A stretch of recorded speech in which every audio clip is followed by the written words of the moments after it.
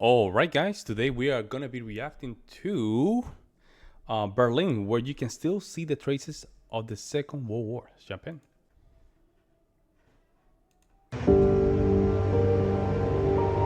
After the Second World War in 1945, Berlin was left in ruins, and to this day, traces of the war can be seen all over the city in the shape of bullet holes, ruins, and scars. Traces of the battles that took place here from April to May of 1945 and the bombings throughout the war can still be seen here, and today we are going to explore Berlin to show you some of those places that still bear the marks of the war to this day.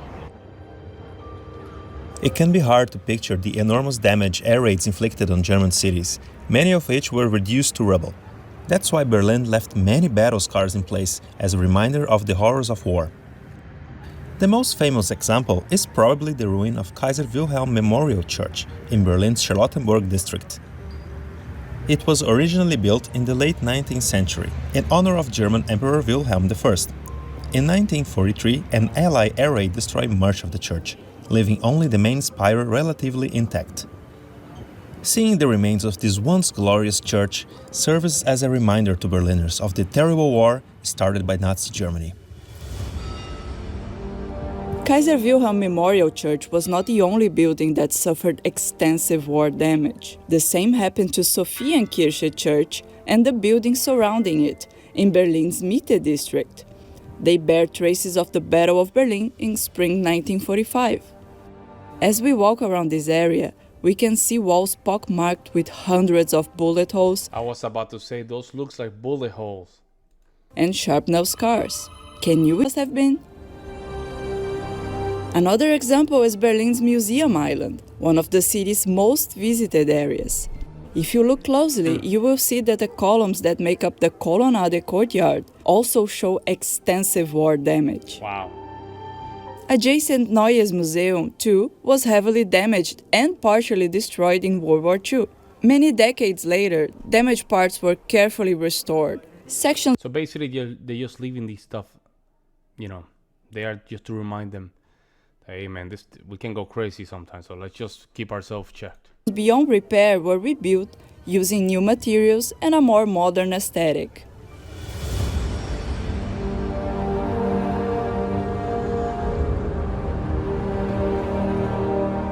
Much like the Museum Island, Berlin had to be extensively renovated. And today, anyone walking around here in Potsdamer Platz realizes that this is a very modern area. We have many high-rise glass buildings here, and this, in a city as old as Berlin, in a region as central as this one, can only mean one thing, that everything here was completely destroyed during the Second World War, or at least almost everything. One of the few buildings that partially survived the war is Hotel Esplanade. Although the hotel was largely destroyed in an Allied air raid, its ballroom, breakfast room, and a stairwell remain intact. Today, a protective window pane lets visitors marvel at this architectural gem.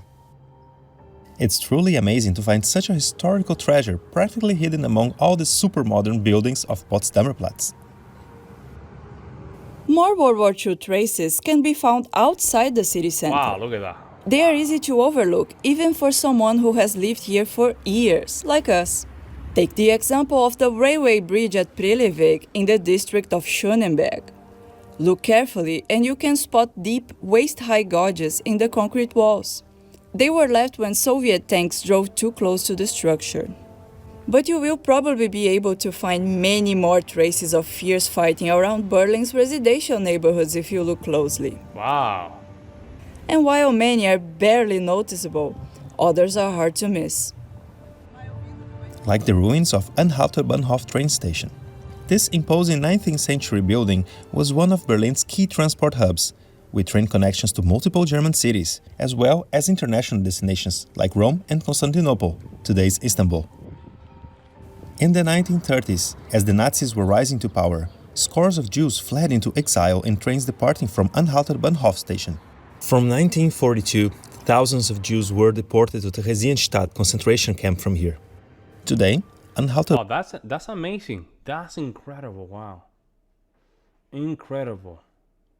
The fact that Berlin just left some of this stuff just to remind us the dangers of war, but also just to create awareness. It just put things into perspective. Very interesting. Bahnhof is an underground station that serves trains running north to south. Now on to a huge World War II bunker, or rather, what remains of it. It was one of several giant flak bunkers that were built in the city. Flak is short for Flugabwehrkanonen, meaning anti-aircraft cannon in English. These enormous structures were manned by Luftwaffe helpers and managed to down dozens of aircraft during the war. These bunkers also served as air raid shelter for Berlin's civilian population during Allied bombing raids. After the war, much of this massive structure was covered in rubble, and today most of it is covered in trees. From here, you can enjoy great views of the city. It makes us think about how Berlin was deeply shaped by the war in many ways, but the city rebuilt itself, and so did the people, learning from the past and remembering it, so that it never happens again. And if you enjoyed this journey, if you learned something from this video, leave a like, subscribe to this channel, and thank you so much for coming with us. See you next time. Very nice. Very nice. Wow, indeed. Indeed. Wow. Wow, are these people Spaniards? I think they are Spaniards. They look very Spaniards. Alemanizando. Yeah, I think they're Spaniards. I live near Gettysburg, and those buildings 160 years later still have bullets, holes, and damage from the battle. Spoil of the history. Gettysburg where? Like Gettysburg, United States? Man, what are you talking about? Gettysburg is the United States. I was gonna say, how do most Germans feel about Battle of Gettysburg? I'm not sure. You asked him. Yeah, bro, that's Civil War stuff, man. That's American Civil War. I love these battle damage videos. They are so cool. I'm so happy they don't restore all the damage. It should be left for historical purposes, so we can always remember. Yeah, I like how they just leave it as it is, right? They don't touch it that much. So, but let me know what you guys think in the comment section below. I would love to hear you guys' opinion. In the meantime, guys, I will see you in the next one.